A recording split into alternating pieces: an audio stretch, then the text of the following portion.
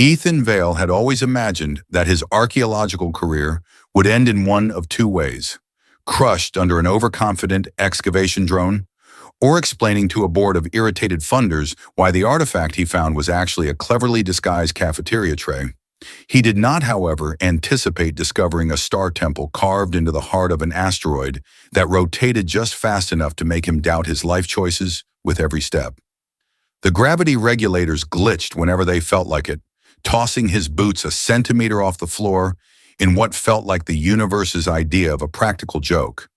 Still, the place was remarkable. Ancient stone curved overhead in delicate arches, fractured yet standing as if the cosmos itself held the pieces together. Starlight spilled through the gaps in rippling silver streams, shimmering on the dust floating around him like lazy fireflies. Each time he breathed, the particles drifted away, responding almost shyly to human presence. He muttered to himself while brushing off a carved panel. The symbols were unfamiliar, shimmering faintly as though they disapproved of fingerprints. Every time he touched one, it pulsed beneath his glove, like a cat twitching its tail at an uninvited guest. If anyone asked, he would insist he wasn't afraid. He was simply extremely cautious, which was the mature version of terrified. He leaned closer, and the symbols brightened, spreading the glow along the wall until the entire temple seemed to inhale. Then the air quivered, and he froze. A ripple of light unfolded near the center of the chamber, followed by a soft hum that sounded suspiciously like a choir warming up. Ethan took a step back, tripped over his own foot, and decided the floor looked like a perfectly acceptable place to sit during major life events. The glow thickened, spiraling into a tall, slender figure. As the light dissolved, the figure remained, a woman with skin the color of pale moonstone and long ears tapering elegantly upward, as if sculpted to catch the whisper of stars. She regarded him with an expression that hovered somewhere between curiosity and concern. His brain, meanwhile, struggled to reboot after the unexpected encounter. The best it could manage was to replay a childhood memory of accidentally walking into the wrong bathroom at a museum and wishing intensely to become invisible. The woman stepped forward with grace that should have been illegal under most planetary safety codes. Her voice was soft and melodic, as though shaped by some ancient instrument. She gave her name, Lirash. The name carried weight, a kind of quiet resonance that made the temple respond with another faint shimmer. Ethan, in what he prayed was a display of cultural sensitivity and not panic, attempted a smile. It came out crooked. She tilted her head, ears angling in a way he hoped did not translate to this human as malfunctioning. He tried to stand, slipped on the loose dust, and finally lifted himself with all the dignity of a startled penguin. Larish watched, her expression unreadable, though the slightest twitch of her ear suggested amusement. He cleared his throat. "Hi." This was not the greeting he had rehearsed in his head for potential first contact situations, but none of those scenarios had ever included him sitting on an asteroid floor talking to himself. Larish approached the glowing panel she had touched, her fingers hovering just shy of the symbols. The carvings brightened again, this time with clear intention, forming a pattern Ethan had never seen. She murmured something in a language that rippled like starlight, and the air thickened around them. Ethan felt the shift before he understood it. A soft glow wrapped around his arms, swirling like fine dust caught in a beam of sunlight. He tried to brush it off, but it clung with polite stubbornness. Larish looked at him sharply as though assessing something of great consequence. He had no idea what that something was. Maybe she was trying to determine if humans were supposed to sparkle spontaneously.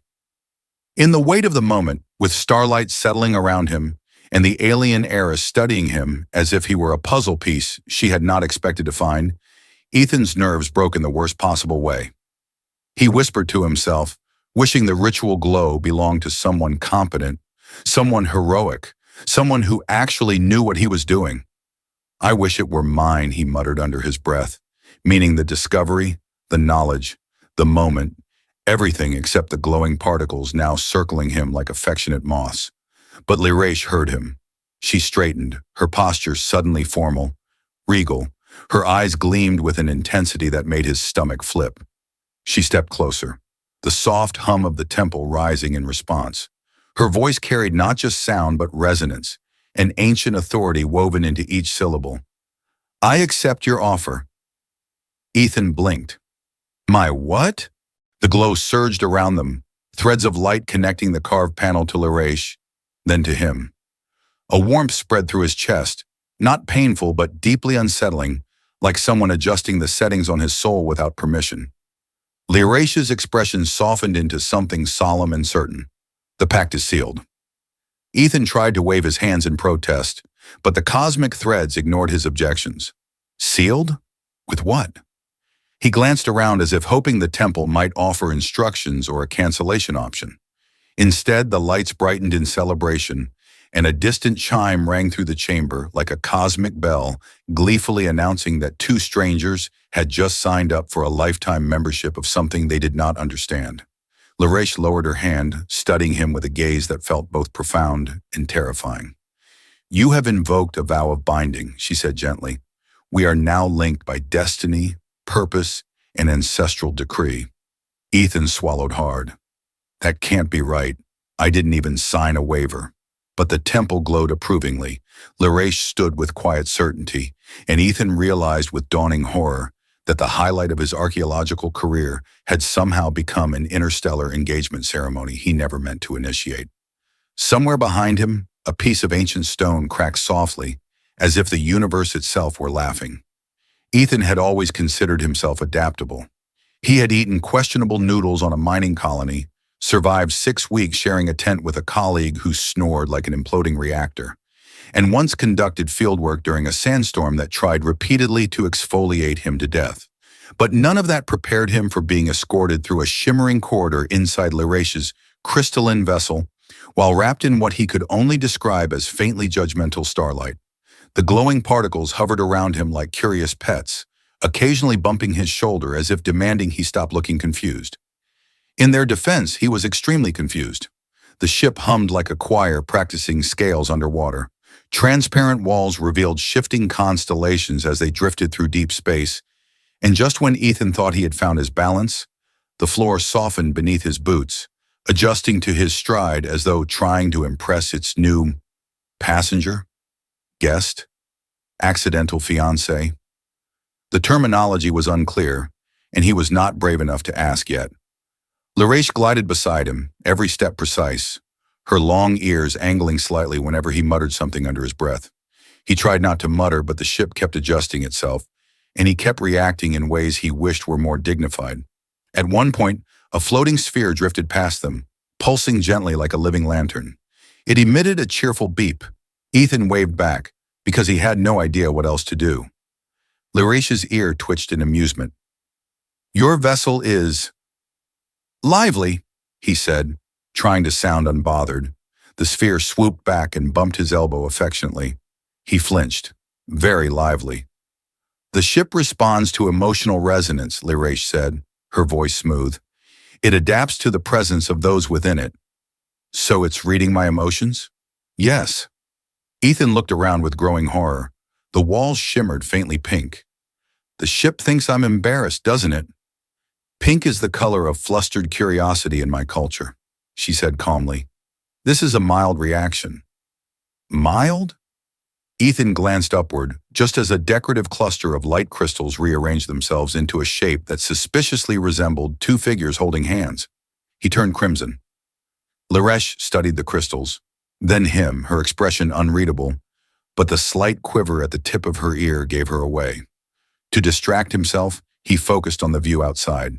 Nebula haze drifted across the windows in soft billows, glowing in hues that shifted with every pulse of the ship. It was beautiful, calming, utterly surreal. He exhaled slowly, feeling tension slip from his shoulders. The ship changed to a soft blue glow. "So blue means relaxed?" he asked. "No.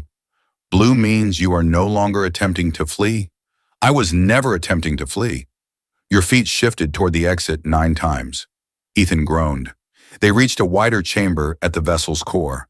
The floor was smooth crystal, shifting colors like the surface of an oil slick.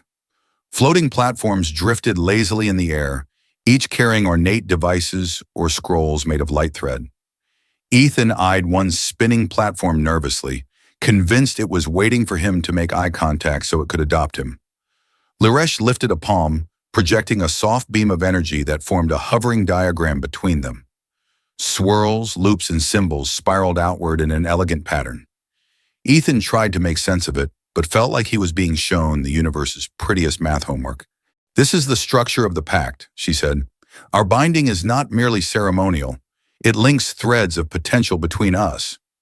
"Potential for what?" Ethan asked, hoping the answer wasn't mutual annihilation. "Harmony, strength, shared destiny." "Those are very vague words," he said carefully. "Can we aim for something less dramatic? Like casual cooperation? Or distant acquaintances who wave politely from opposite galaxies?" The ship chimed disapprovingly. Liresh stepped closer, studying his face the way someone might examine a rare artifact that had unexpectedly developed opinions. "You spoke desire into ritual light." The temple recognized a vow. "I whispered to myself," Ethan protested. "Whispering is not legally binding." "In my culture, it can be," she said. "Well, that explains a lot about your divorce rates." "We do not have divorce." "That explains even more." Her lips twitched in what might have been a suppressed smile. Or maybe she was annoyed. Hard to tell with someone whose ears carried more emotional nuance than his entire vocabulary. She gestured to the glowing diagram again. "When two individuals become bound, the ship acknowledges the connection and provides support in navigating the resonance."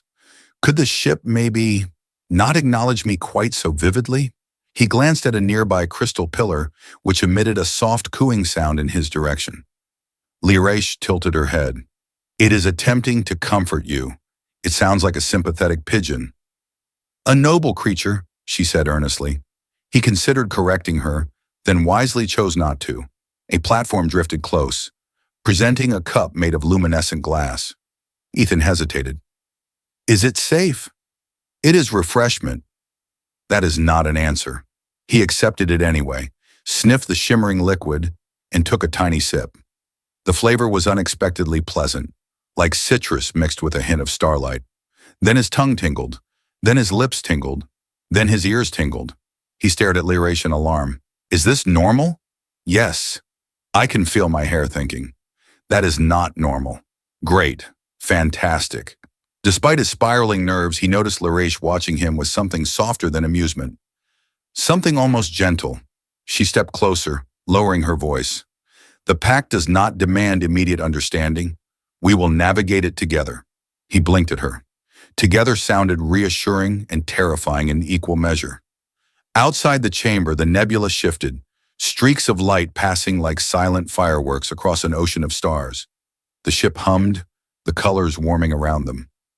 Ethan swallowed hard, feeling the weight of this strange new connection settling over him, not heavy, but undeniably present.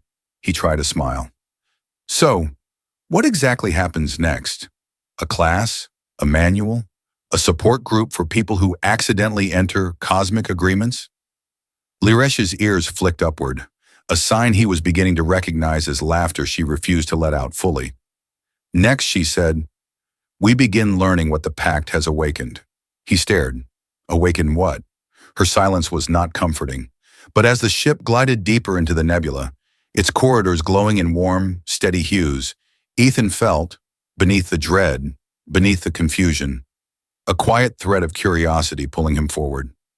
Strange as it was, he realized he wanted to know where this path led, even if the ship continued making sympathetic pigeon noises at him along the way. Ethan had seen ruined sites before, but nothing like the star system Liresh guided him into. The moment their vessel slipped past the threshold, the universe seemed to hold its breath. Fragments of shattered moons drifted like enormous porcelain shards, glowing faintly with the reflection of a dying sun that flickered as though undecided about continuing its shift. The ship's shields shimmered as dust storms of metallic glitter swept past, and somewhere in the distance, a torn planet spun slowly, its molten core exposed like a wound. Ethan pressed a hand to the transparent wall. "This place is unsettling, like a cosmic yard sale after an explosion." Liresh nodded solemnly. "My ancestors once ruled this system. Their legacy lies in ruins." He opened his mouth to offer something supportive, something wise, something not stupid. Instead, what came out was, they had nice architecture. Liresh's ears twitched, a dignified attempt at comfort. I appreciate it, he groaned quietly. The ship hummed sympathetically, which did not help. Their destination was a floating platform orbiting a fractured ring of crystal. The ship anchored itself with beams of pale light, lowering a translucent walkway. Ethan stepped onto it carefully. The structure rippled beneath his weight but held firm, humming a soft greeting. He tried not to imagine what happened to people the walkway didn't greet. Liresh led him toward a cluster of pillars rising from the platform, each etched with symbols he recognized from the temple. These were older, dimmer, as though exhausted after centuries of guarding secrets. She touched one, and the symbol ignited in a soft blue glow. "This is a resonance station," she said. "Here, we test the effects of the pact." Ethan swallowed. "And if the effects include spontaneous combustion, then we will address it. I would prefer a preventative approach." She stepped behind him, placing her hands lightly on his shoulders. For someone who claimed to be calm, her touch was steady in a way that made him hyper-aware of every breath he took. "Focus, Ethan. The pact links our energies. You must attempt to channel it." "Right. Sure. Channeling. No problem." He closed his eyes, extended his hands toward the pillar, and waited for something mystical to happen. Nothing mystical happened. He cracked an eye open. "Am I doing it wrong?" "You are thinking too loudly," she said. "Thinking loudly?" "Yes. Your thoughts echo." "Sorry, I'll try to think quieter." He attempted again, concentrating on the soft glow of the symbol. Slowly, very slowly, a faint spark flickered at his fingertips. He felt heat bloom through his arm, not painful, but bright, startling, like touching a sunbeam that had opinions about him. A sudden pop echoed through the air as the spark expanded into a brief, startling flash. Ethan yelped and stumbled backward. Liresh caught him by the elbow with swift grace. "That was good," she said. "That was not good," he said. "That was accidental pyrotechnics." She looked at him closely, her expression unreadable. "The pact amplifies your potential. You have awakened something." "Awakened something?" His voice squeaked. "Like what?" Before she answered, the platform trembled. The air thickened with pressure, vibrating through his bones. The ship's distant hum shifted into a warning tone, deep and resonant. Liresh stiffened. "Something is responding to the pact." "Responding how?" Ethan asked, hoping the answer wasn't aggressively. A low rumble echoed from the ring of broken crystal. A ripple of energy pulsed outward, scattering stardust in spirals. The fragments of moonlight shifted, turning their reflective surfaces toward the platform like a crowd focusing on an unexpected performer. Ethan whispered, "Please tell me this is normal." "It is not," she said. "Fantastic. Of course not." The energy thickened again, and a booming vibration passed through the air, like the universe clearing its throat. Ethan took a cautious step backward. "Is this one of your family heirlooms waking up?" Liresh studied the shifting lights, her eyes narrowing. "A dormant guardian senses the pact. It believes I have returned as heir, but it may misinterpret your presence." "Misinterpret how?"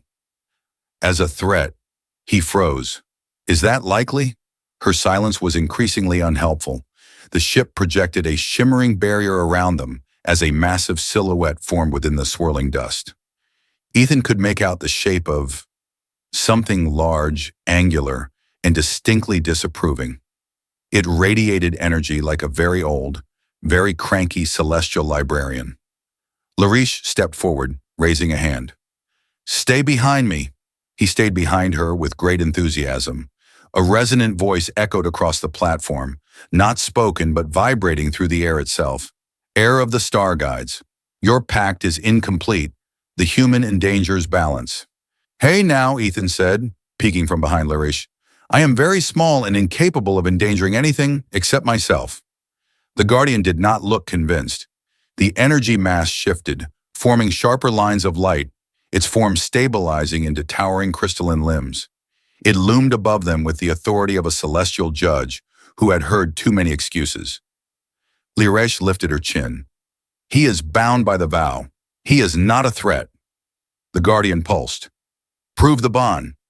"Prove it how?" Ethan hissed. Tell me there's no ritual dancing involved. I have terrible rhythm. Larish glanced at him. The pact connects our energies. Join your resonance with mine. I can't even join my resonance with a light switch. Trust yourself, she said, and trust me. He inhaled shakily, stepped beside her, and placed his hand near hers. Their fingers didn't touch, but the warmth between them pulsed with something unmistakably alive. The spark returned, tiny, trembling, but real. Larish added her energy, calm and steady. The two threads met in midair, weaving into a single beam of light that reached toward the Guardian. The Guardian paused. The pressure eased. The looming energy softened. Acknowledged, it said. But beware. The pact awakens ancient forces. Not all will welcome your union. Ethan opened his mouth to protest the word union, but the Guardian dissolved into drifting particles before he could argue. He slumped with relief. That went surprisingly well. Aside from the giant glowing judge monster. Larish led him toward a cluster of pillars rising from the platform, each etched with symbols he recognized from the temple. These were older, dimmer, as though exhausted after centuries of guarding secrets. She touched one, and the symbol ignited in a soft blue glow. This is a resonance station, she said. Here, we test the effects of the pact. Ethan swallowed. And if the effects include spontaneous combustion, then we will address it. I would prefer a preventative approach. She stepped behind him, placing her hands lightly on his shoulders. For someone who claimed to be calm, her touch was steady in a way that made him hyper-aware of every breath he took. Focus, Ethan. The pact links our energies. You must attempt to channel it. Right. Sure. Channeling. No problem. He closed his eyes, extended his hands toward the pillar, and waited for something mystical to happen. Nothing mystical happened. He cracked an eye open. Am I doing it wrong? You are thinking too loudly, she said. Thinking loudly? Yes, your thoughts echo. Sorry, I'll try to think quieter. He attempted again, concentrating on the soft glow of the symbol. Slowly, very slowly, a faint spark flickered at his fingertips. He felt heat bloom through his arm. Not painful, but bright, startling, like touching a sunbeam that had opinions about him. A sudden pop echoed through the air as the spark expanded into a brief, startling flash. Ethan yelped and stumbled backward. Larish caught him by the elbow with swift grace. That was good, she said. That was not good, he said. That was accidental pyrotechnics. She looked at him closely, her expression unreadable. The pact amplifies your potential. You have awakened something. Awakened something? His voice squeaked. Like what? Before she answered, the platform trembled. The air thickened with pressure, vibrating through his bones. The ship's distant hum shifted into a warning tone, deep and resonant. Larish stiffened. Something is responding to the pact. Responding how? Ethan asked, hoping the answer wasn't aggressively. A low rumble echoed from the ring of broken crystal. A ripple of energy pulsed outward, scattering stardust in spirals. The fragments of moonlight shifted, turning their reflective surfaces toward the platform, like a crowd focusing on an unexpected performer. Ethan whispered, "Please tell me this is normal." "It is not," she said. "Fantastic. Of course not." The energy thickened again, and a booming vibration passed through the air, like the universe clearing its throat. Ethan took a cautious step backward. "Is this one of your family heirlooms waking up?" Larish studied the shifting lights, her eyes narrowing. "A dormant guardian senses the pact. It believes I have returned as heir, but it may misinterpret your presence." "Misinterpret how?" "As a threat." He froze. "Is that likely?" Her silence was increasingly unhelpful. The ship projected a shimmering barrier around them, as a massive silhouette formed within the swirling dust. Ethan could make out the shape of something large, angular, and distinctly disapproving. It radiated energy like a very old, very cranky celestial librarian. Larish stepped forward, raising a hand. "Stay behind me." He stayed behind her with great enthusiasm. A resonant voice echoed across the platform, not spoken but vibrating through the air itself. "Heir of the Star Guides, your pact is incomplete. The human endangers balance." Hey now, Ethan said, peeking from behind Larish. I am very small and incapable of endangering anything except myself. The Guardian did not look convinced. The energy mass shifted, forming sharper lines of light, its form stabilizing into towering crystalline limbs. It loomed above them with the authority of a celestial judge who had heard too many excuses. Larish lifted her chin. He is bound by the vow. He is not a threat. The Guardian pulsed. Prove the bond. Prove it how? Ethan hissed. Tell me there's no ritual dancing involved. I have terrible rhythm. Larish glanced at him. The pact connects our energies. Join your resonance with mine. I can't even join my resonance with a light switch. Trust yourself, she said, and trust me. He inhaled shakily, stepped beside her, and placed his hand near hers.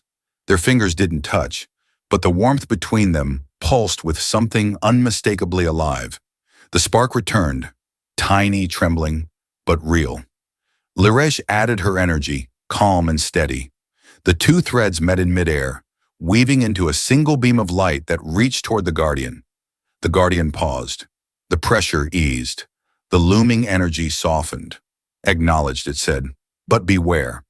The pact awakens ancient forces. Not all will welcome your union. Ethan opened his mouth to protest the word union, but the Guardian dissolved into drifting particles before he could argue. He slumped with relief. That went surprisingly well. I mean, aside from the giant glowing judge monster. Larish pulled Ethan toward the side passage with surprising strength. Stay behind me. He wanted to shout that he was absolutely planning to do that, but another blast cut off the thought. They scrambled across the platform, dodging luminous shards and ducking under collapsing metal ribs. What does it want exactly? Ethan shouted over the cascading noise. To test the resilience of our pact. Can it test us with paperwork instead? The Guardian roared, a deep metallic vibration that shook the entire forge. The chamber warped under the pressure, gravity shifting in pockets strong enough to pull debris into spiraling vortices. Larish gripped Ethan's wrist. The pact, she said quickly. You must use it again. Ethan stared at her. Right now? While the angry light furnace is trying to flambe me? You must focus. I will stabilize the resonance. She raised her hand, sending out a pulse of calm, steady energy. The unstable gravity around them softened. Ethan pressed a palm to his chest, feeling for the warmth he'd called before. It flickered inside him, unsteady, uncertain, but present. Okay, he muttered. Not panicking, not panicking. Maybe a little panicking. He held out his hand. A spark leapt from his fingertips, small, weak, but real. Larish added her energy, weaving it with his. The combined light stretched outward, arching toward the Guardian like a bridge of fire and stardust. The Guardian paused. Resonance detected, but unstable. Strength required. It unleashed a shockwave. Larish stumbled. Ethan grabbed her instinctively, pulling her back as the ground cracked beneath them. A column collapsed overhead. Without thinking, Ethan shoved Larish aside and threw himself toward her, shielding her from the shower of molten debris. Heat seared his back, but the ship's distant hum surged within him, amplifying his energy. The molten shards deflected off a sudden flicker of light. His light. The Guardian froze again. Observation. The human protects the air. Ethan wheezed. Yes, because I like being alive. We both do. The Guardian's molten limbs lowered. Bond integrity confirmed. Hostility decreasing. With a final pulse of energy, its form dissolved into drifting sparks that floated like fireflies before fading completely. Silence fell. Ethan slumped against a broken beam, struggling to breathe. Larish knelt beside him, her expression a complex mixture of relief, astonishment, and something softer he didn't dare interpret. You risked yourself for me, she said quietly. He managed a half smile. I've grown attached to not being vaporized. Sharing that with you seemed logical. Her ears twitched. An expression he had learned meant warmth. As the forge stabilized and the ship extended a retrieval beam, Ethan felt the echo of their shared resonance pulsing between them, alive, steady, familiar. Whatever the pact was becoming, whatever ancient forces stirred because of it, something had changed today. Not just in destiny, but in the space between them. The temple looked different when they returned. Ethan wasn't sure how a monument carved into the heart of an asteroid could feel welcoming, but somehow it did. The fractured arches glowed softly, the beams of starlight falling in smooth, deliberate lines instead of the restless flicker they'd seen before. Even the dust motes floated with something resembling ceremony, drifting as if aware that something important was about to happen, and wanting to look their best for it. The crystalline vessel anchored itself with silent elegance. Laresh stepped onto the temple floor first, her footsteps resonating in quiet harmony with the ancient stone. Ethan followed, trying to appear composed even though the ship had apparently decided to give him a farewell bath of sparkles that refused to leave his hair. It was like walking into a historic ritual coated in interstellar glitter. Laresh glanced back at him, her long ears lifting slightly in amusement. "Your appearance is acceptable." "Acceptable?" he whispered. "I'm glowing like a lampshade. The temple approves." "Well, at least someone does."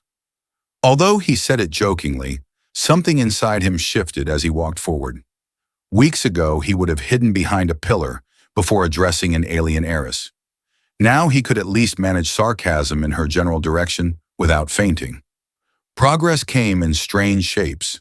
They approached the central chamber, where the ritual had first ignited. The carvings that once pulsed out of confusion now glowed with calm intention.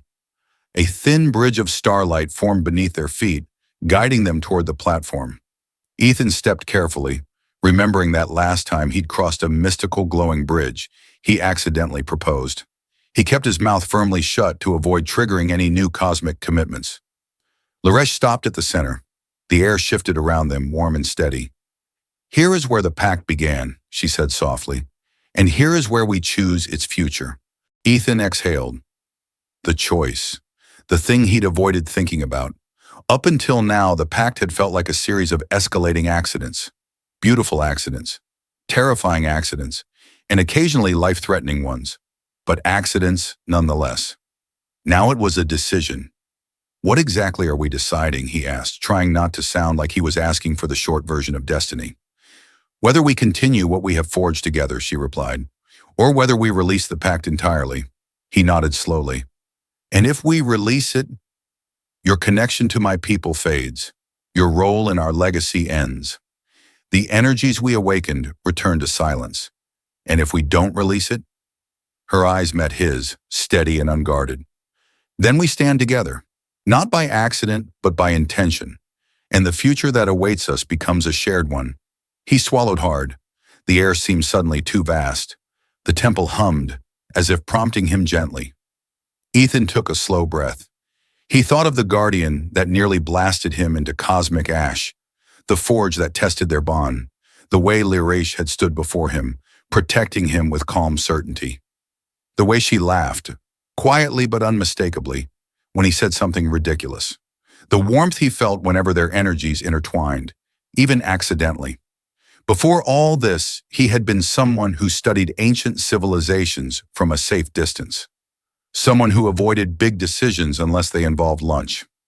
Someone certain that life was meant to be observed, not lived on a level where the universe chimed in with opinions.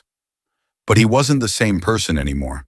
Somewhere between the starlit corridors and near-death experiences, something inside him had shifted. Not because the pact demanded it, but because he had chosen to grow into the space it opened. Still, he hesitated. The weight of choice was heavy, and he needed clarity, both for himself and for her. "Laresh," he said quietly, "what do you want?" She looked startled, as though she hadn't expected the question turned toward her. Her ears lowered slightly, then lifted again with hesitant sincerity. "I want a path not dictated entirely by duty. I want to understand what our connection truly is, beyond ritual and expectation. And I want to know what your presence in my life will shape, not because my ancestors decreed it, but because you choose it." Ethan's chest tightened.